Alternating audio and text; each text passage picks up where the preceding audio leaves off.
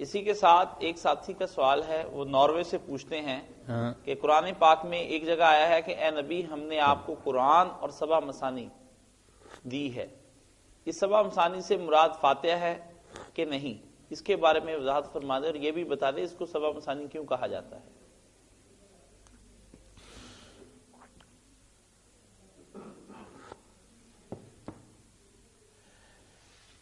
سورہ فاتحہ کو بھی رسول کریم علیہ الصلوۃ والسلام نے سبع مثانی کہا۔ حدیث پاک میں آتا، آپ نے پڑھ کر سنایا، فرمایا ہے یسبع المثانی والقرآن العظیم، بخاری شریف میں، کہ یہ سبع مثانی ہے اور یہ قرآن عظیم بھی۔